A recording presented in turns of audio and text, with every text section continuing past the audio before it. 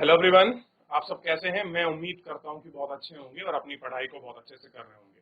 मैं Akash Kumar Bhadana city virtual classroom में आपका बहुत बहुत स्वागत करता हूं मेरे प्यारे बच्चों। जैसा आपको बताया मेरे प्यारे बच्चों, हमारी बेसिकली आपकी 10th क्लास है और 10th क्लास में देख रहे हैं ज्योग्राफी। उसी में हमारा जो हमने लास्ट चैप्टर किया था, हम कह रहे थे जल संसाधन यानी कि वाटर रिसोर्सेज।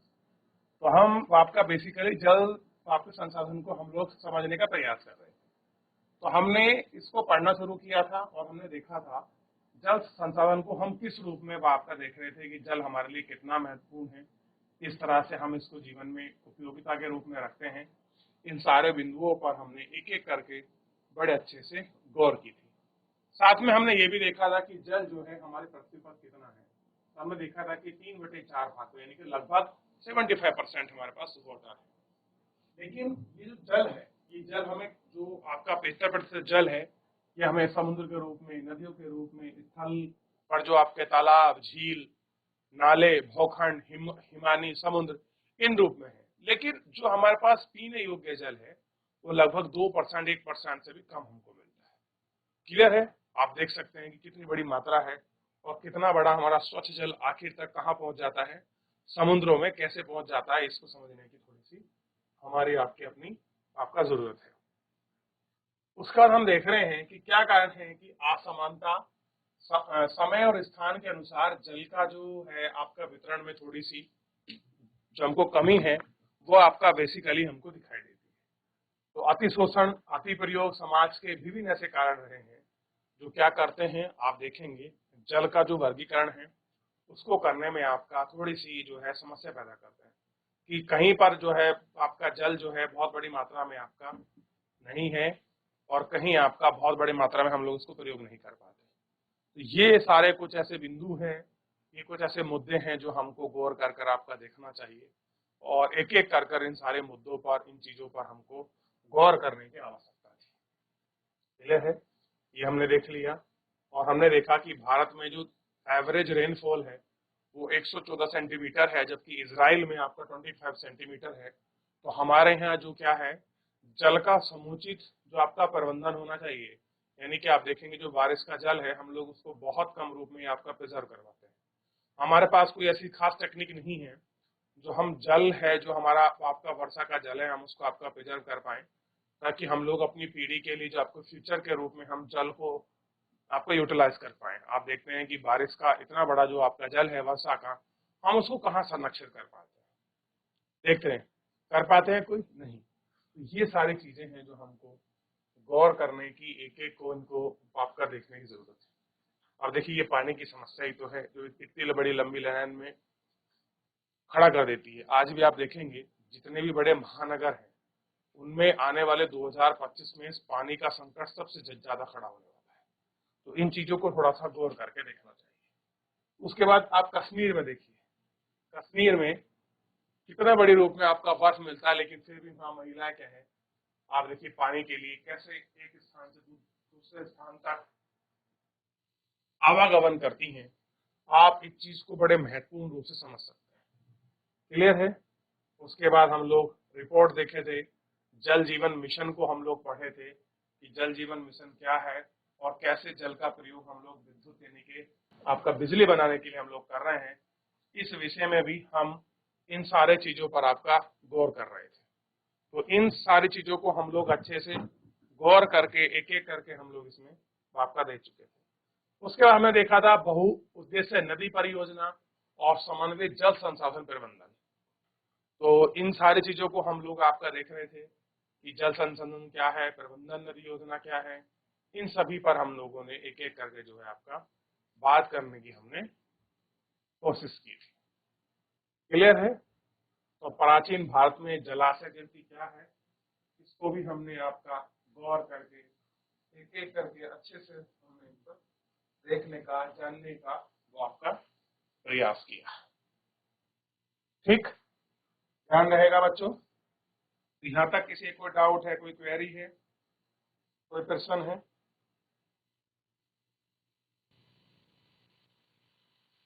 आगे बढ़े। अब हमने कुछ महानदियों पर जो आपकी नदी हैं उन पर कुछ हमने बांध देखे थे। बांध का मतलब क्या है, बांध बेसिकली क्यों बनाए जाते हैं, उनका हमने देखा है वो कैसे जल संरक्षण व आपका प्रबंधन, आपका परंपरागत जो आपके तरीके हैं उनके लिए हम लोग कैसे उनको प्रयोग करते हैं, इन सभी को हम लोगों ने बांध प्रबंधन के अंतर्गत ही गौर करके हमने इनको आपका देख लिया। क्लियर है? अब थोड़ा सा हम लोग एक बार वापस से हम देखते हैं कहाँ पर बहुत सारे आपके बांध बने हुए थे, उन पर एक नजर दौड़ाने की आवश्यकता है। और मैंने कहा था कि आप इसको मानचित्र को बना लीजिए और कुछ डैम आपको बनाने हैं कि सरदार सरोवर नर्मदा नदी पर, कोयना कृष्णा पर, तुंगभद्रा और कृष्णा पर नागार्जुन, हीराकुंड महानदी पर, और दामोदर पर 5 बांध बने हुए हैं, तिलैया, कामेत, ये वगैरह जो बांध हैं, ये है टिहरी वगैरह पर। ठीक, आइए यहां से आगे हम लोग पढ़ना शुरू करें। देखिए क्या कह रहे हैं, नदी परियोजना पर उठी अधिकतर आपत्ति अनेक उद्देश्यों में विफल हो जाने पर। बहुत सारी ऐसी आपत्ति उठी हैं जो अनेक रूप से आपकी विफलता भी हमें इनमें जो है बड़े स्पष्ट रूप से आपका दिखाई देती है और हमें गौर करने की जो है आवश्यकता है। देखिए यह एक विडंबना है कि जो बांध बाढ़ नियंत्रण के लिए बनाए जाते हैं उनके जलाशयों के तलछट में जमाव होने से बाढ़ आने का कारण बन जाता है। अब देखिए जो बांध है उन बांध में आप नियंत्रण देखेंगे, उनके अलावा जो उनके आपके जलाशय हैं यानी कि जो आपका तालाब है उसकी जो आपके तलहटी है उस तलहटी में जमाव हो जाता है और जमाव आने के कारण जो है बाढ़ आने का कारण बन जाता है।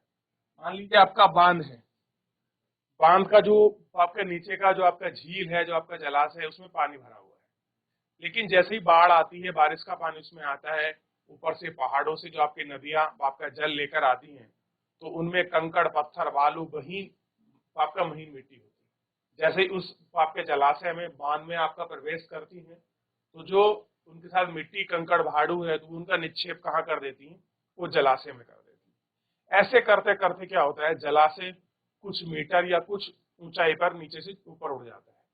ऊपर उठने पर तो अब जहां पर आपका मिट्टी है वहां पर पहले क्या था, पानी, तो अब क्या होगा, वाटर लेवल ऊपर पहुंच जाएगा। ठीक, अब देखिए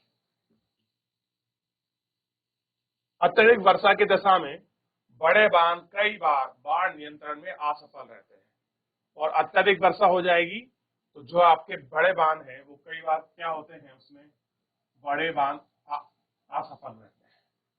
आपने पढ़ा होगा कि वर्ष 2006 में महाराष्ट्र और गुजरात में भारी वर्षा के दौरान बांधों से छोड़े गए जल की वजह से बाढ़ की स्थिति और भी विकट हो गई थी।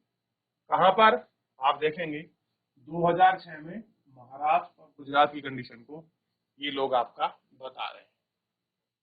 ठीक, इन बाढ़ों से न केवल जन और माल का नुकसान होता अपितु बृहद स्तर पर मृदा अपरदन भी हुआ है। बांध के जलाशय पर तलछटी जमाव होने का अर्थ यह भी है कि जल तलछटी में एक प्राकृतिक उर्वरक है जो बाढ़ के मैदानों तक नहीं पहुंचती, जिसके कारण भूमि निम्नीकरण की समस्या बढ़ जाती है, यानी कि जो लैंड का आपका डिग्रेडेशन है उसके चांसेस आपके बढ़ जाते हैं और बहुउद्देशीय परियोजना के भूकंप आने की संभावना भी बढ़ जाती है। अब देखिए जो आपने डैम बना रखे हैं जिनका यूज हम लोग आपका मल्टीपर्पज के लिए करते हैं, उनमें क्या सी होती है, अर्थक्वेक की जो चांसेस है वो बढ़ जाते हैं। मान लीजिए जहां पर आपका बांध बना हुआ है, अगर उस क्षेत्र में 6 रिएक्टर का भूकंप आ जाए, 7 रिएक्टर का भूकंप आ जाए, तो बांध के जो बांध की दीवार है उनमें दरार आने की संभावना बढ़ जाती है। मान लीजिए दरार आपका पड़ गई या बांध टूट गया, तो ऐसी स्थिति में क्या होगा, जो विनाश आपका नहीं होना था वो बहुत बड़े आपके लेवल पर, कई गुना लेवल पर हो जाएगा और वो आपका बेमौसम होगा, तो आप उसको सोच सकते हैं। और अत्यधिक जल के उपयोग से जल जनित बीमारी, फसलों के कीटाणु जनित बीमारी, आपके प्रदूषण, ये सारी चीजें आपकी फैलती रहती है, तो इन सब पर आपका गौर करना है। अब है वर्षा का जल आपका संग्रहण। कह रहे बहुत से लोगों का मानना है कि बहु उद्देश्य परियोजना के लाभप्रद असर है, उन पर उठाए गए विवादों के चलते वर्षा जल संग्रहण इन सामाजिक, आर्थिक और परिस्थिति के तौर पर व्यवहार्थ विकल्प हो सकते हैं। प्राचीन भारत में उत्कृष्ट जलीय निर्माणों के साथ साथ जल संग्रहण का भी ढांचा है। लोगों को 6 वर्ष की पत्ती और मृदा के गुण के बारे में गहरा ज्ञान था। उन्होंने स्थानीय पारिस्थितिकी और उनकी जल आवश्यकताओं के वर्षा जल, भौम जल, नदी जल और बाढ़ संग्रहण के अनेक तरीके उन्होंने क्या किए हैं, विकसित किए थे। पहाड़ी और पर्वतीय क्षेत्रों में लोग गुल अथवा कुल पश्चिमी सहारा हिमालयी आपका वाहिकाओं के माध्यम से अपने जल को छत पर क्या करते थे, इकट्ठा करते थे। ठीक, अब देखिए पश्चिम बंगाल में बाढ़ के मैदान के लोग अपनी खेती के लिए बांध को प्रिजर्व करते हैं। शुष्क और अर्ध क्षेत्र में वर्षा के जल को एकत्रित कर एक स्थान में गड्ढे में आपके बनते हैं ताकि मृदा को सिंचित किया जा सके। संरक्षित जल की खेती के लिए उपयोग में लाया जा सके। राजस्थान के जिले में जैसलमेर में खतीना और अन्य क्षेत्र में जोहड़ इसके उदाहरण है। वो लोग तालाब में भर लेते हैं। राजस्थान के अर्ध शुष्क और शुष्क क्षेत्रों में विशेषकर बीकानेर, फलोदी, बाड़मेर में हर घर में पीने का पानी संग्रहण करने के लिए भूमिगत टैंक है, जिनको टांका कहते हैं, और एक आपका कमरा बना हुआ है जिसके हम लंबा चौड़ाई को इसमें देख सकते हैं। तो ये सारा काम क्यों होता है, ताकि हम लोग क्या कर सके, वर्षा के जल को इकट्ठा कर सके। और ऐसा ही एक ये है, एक पुल यानी के वार्तालू के ग्रामीण का तालाब। अब देखिए पूरे वर्षा के जल को उन्होंने क्या कर लिया, एक तालाब के माध्यम से आपका संरक्षित कर लिया है। देख रहे हैं क्या कर लिया है, संरक्षित कर लिया है, जिसके मुख्य घर या आंगन में बताया जाता था कि वे घरों के ढलवा छतों से पाइप द्वारा जोड़े जाते हैं। छत से वर्षा का पानी इन नलों से होकर भूमिगत टांकों तक, वर्षाओं तक पहुंचता है, जहां इससे एकत्रित किया जाता है। वर्षा का पहल जल छत और नलों को साफ करने के प्रयोग से होता है, उसे संग्रहित नहीं किया जा सकता। इसके बाद होने वाली बाढ़ वर्षा में जल आपका संग्रहण कहता है। टांका में वर्षा जल अगली वर्षा ऋतु तक संग्रहित किया जा सकता है। यह इसे जल की कमी वाली ग्रीष्म ऋतु तक पीने के जल को उपयोग कराने वाला जल स्रोत बनाया जाता है। आप इसमें पानी को आपको प्रिजर्व कर लेंगे और इसी को हम लोग पानी इकट्ठा कर लेते हैं। वर्षा का जल अथवा क्या कह सकते हैं, पल्लर पानी भी हम लोग इसको बोलते हैं। कि आपका पल्लर पानी क्या है और कैसे हम लोग, आप इसमें अच्छे देखेंगे कैसे हम लोग आपका इन सबको आपका प्रिजर्व करते हैं, ये देखने की आपका एक अच्छी टेक्निक जो है आपको मिल जाएगी। गौर करके क्लियर है। अब देखिए जैसा कि इससे इन क्षेत्रों के में पुकारा जाता है, क्या करता है, इनको पुकारा जाता है कि प्राकृतिक जल का शुद्धतम रूप समझा है।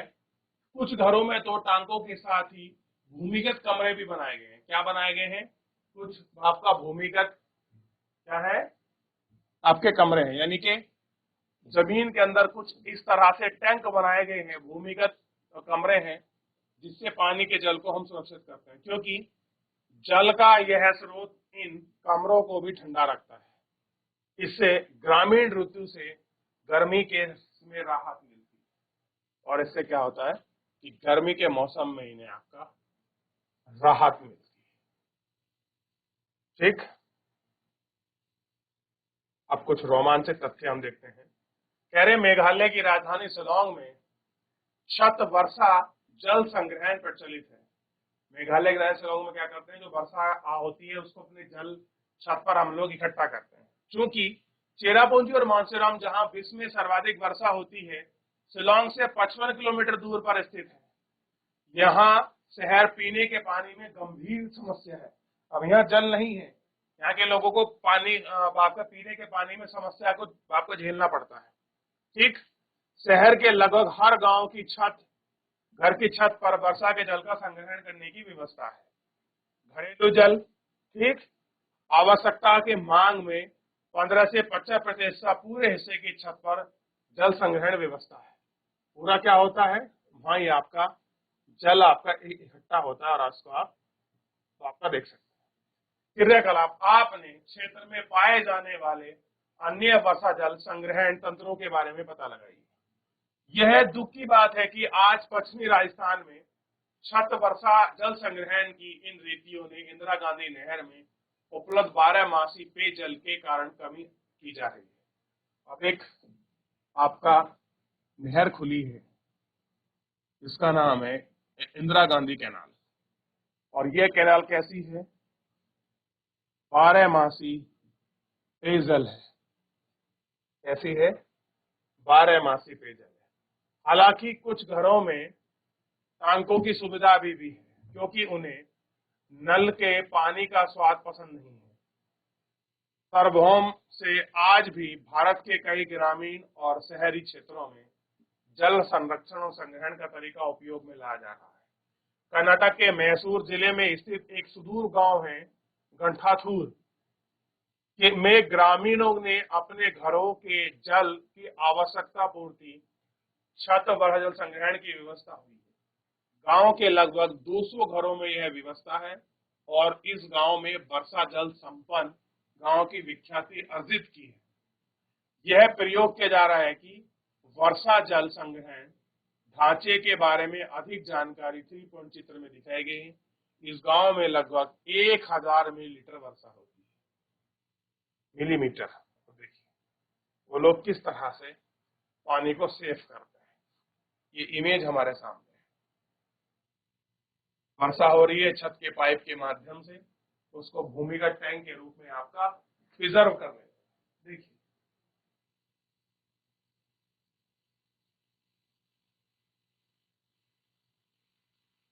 देख लीजिए, कुछ डाउट है तो पूछ लीजिए।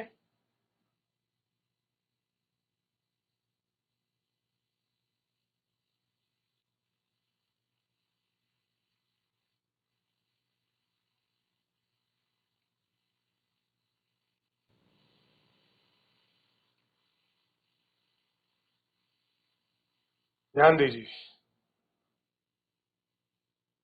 जल छत संग्रहण थार के सभी शहरों, थार मतलब मरुस्थल की बात कर रहे हैं, के सभी शहरों और ग्रामों में प्रचलित है। वर्षा जल जो घरों के ढालू छतों से गिराया जाता है, उसे पाइप द्वारा भूमिगत टंका यानी कि टैंकों के माध्यम के अंदर ले जाते हैं। भूमि में गोल छेद जो मुख्य अथवा घर आंगन की बना हुआ है। ऊपर दिए गए चित्र में दर्शाया गया है कि जल पड़ोसी की छत से एक लंबे पाइप द्वारा लाया जाता है। यह पड़ोसी की छत का उपयोग वर्षा के जल को एकत्र करने के लिए किया जाता है।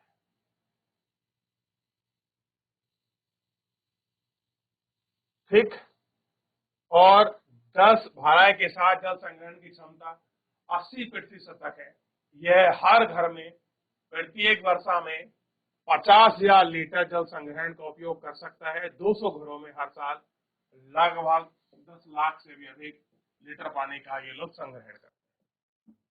ठीक, अब आप देखिए कितनी बड़ी मात्रा में ये लोग इकट्ठा करते हैं। और एक रोमांचक तथ्य है, क्या तो रोमांचक, तमिलनाडु ऐसा राज्य है, ध्यान दीजिए, जहां पूरे राज्य में हर घर की छत पर वर्षा का जल को संग्रहण ढांचा बनाया गया है और आवश्यक कर दिया गया है। इस संदर्भ में दोषी व्यक्ति को कानूनी कार्रवाई हो सकती है। यानी कि अगर किसी भी तमिलनाडु के राज्य ने अपने घर की छत पर पानी को संरक्षित नहीं किया तो उस पर कानूनन कार्रवाई होगी। यानी कि उसको लीगलाइज बना दिया गया है कि जितना भी पानी होगा आप उसको संरक्षित करेंगे। ठीक, तो ये कुछ स्थिति थी जिसको आप देख सकते हैं।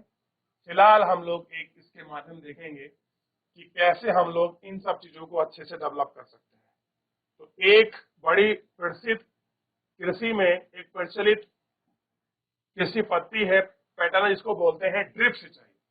और ड्रिप में भी बांस से सिंचाई है, उसको देखेंगे। लेकिन आगे बढ़ने से पहले एक बार पूरा देख लीजिए, किसी को डाउट है पूछ लीजिए, फिर आगे बढ़ेंगे।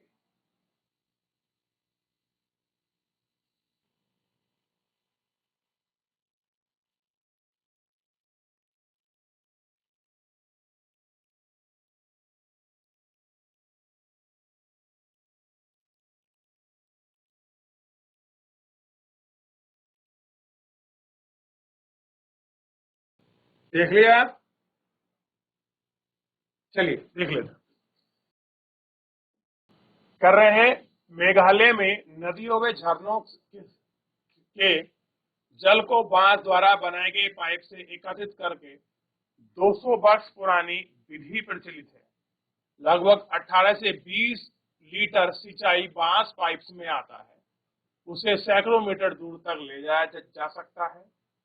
पानी अंत में पानी का बहाव 20 से 80 बूंद प्रति मिनट घटाकर पौधे में छोड़ दिया जाता है। अब देखिए क्या हो रहा है। इस तरह से पानी को लेके आते हैं, इस तरह का स्रोत बनाते हैं, इस तरह चलता है, फिर यहाँ पहुंचता है। इस पूरी प्रक्रिया को आप देख सकते हैं कितनी लंबी प्रक्रिया है। आइए इसको पढ़ भी लेते हैं। पहाड़ी शिखरों में सदा नीरे झरने जो हमेशा गिरते हैं की दिशा परिवर्तित करने के लिए बांस के पाइपों का उपयोग किया जाता है। इन पाइपों के माध्यम से गुरुत्वाकर्षण द्वारा जल पहाड़ के निचले स्थानों पर पहुंच जाता है। बांस से निर्मित चैनल से पौधे एक स्थान से जल तक बहाव परावर्तित किया जाता है। पौधे तक बांस पाइप बनाएगी छत विभिन्न जलों की शाखाओं में जल वितरित है। पाइपों में जल प्रवाह इसकी स्थिति में परिवर्तन करके नियंत्रण करते हैं। ठीक। अब देखिए सबसे पहला चित्र आप इसको गौर करके देखिए। ये देख लीजिए, देख रहा है कैसे जो आपका बूंद बूंद पानी आ रहा है उसको एकत्रित किया यहां से और कुछ यहां से किया और फाइनली इसमें ऐड कर दिया। ठीक। अब देखिए ये ऐड हो गया और इस तरह से पानी आपका चला जा रहा है और पेड़ों पर बांध रखा है कहीं ना कहीं।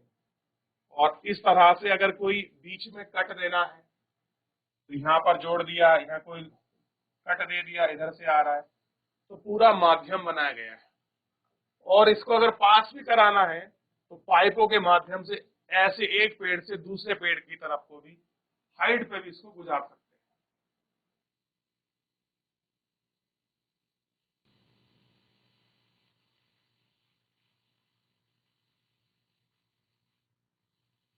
यदि पाइपों को सड़क पर ले जाने के लिए उसे भूमि की ऊंचाई पर भी ले जा सकते हैं।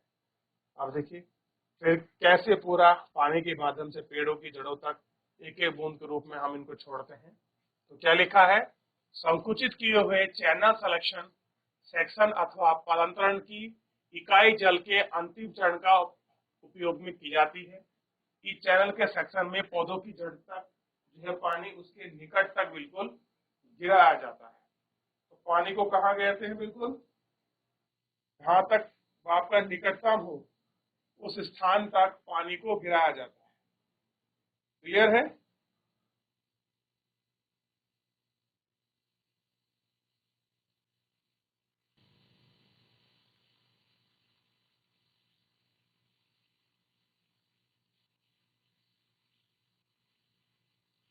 देख लिया?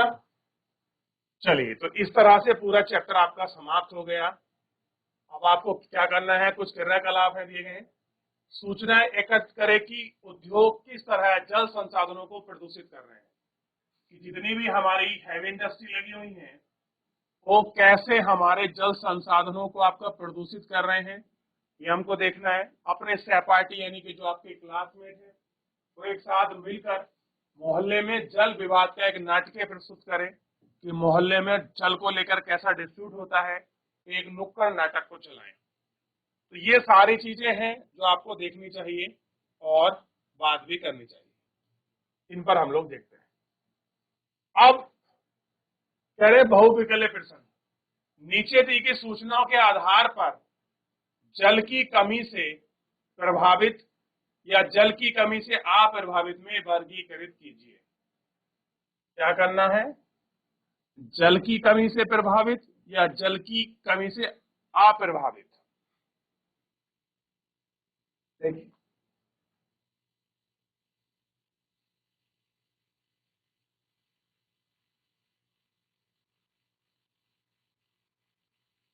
तो अधिक वर्षा, अधिक वार्षिक वर्षा वाले क्षेत्र क्या है? ये होगा जल की कमी से अप्रभावित। क्या होंगे? जल की कमी से अप्रभावित। अधिक वर्षा और अधिक जनसंख्या वाले क्षेत्र प्रभावित। अधिक वर्षा परंतु अत्यधिक वर्षा वाले क्षेत्र प्रभावित। कम वर्षा वाले और कम जनसंख्या वाले क्षेत्र आपके प्रभावित। इनको आप गौर करके देखिए। पढ़िए, समझ आया नहीं आया पूछ लीजिए।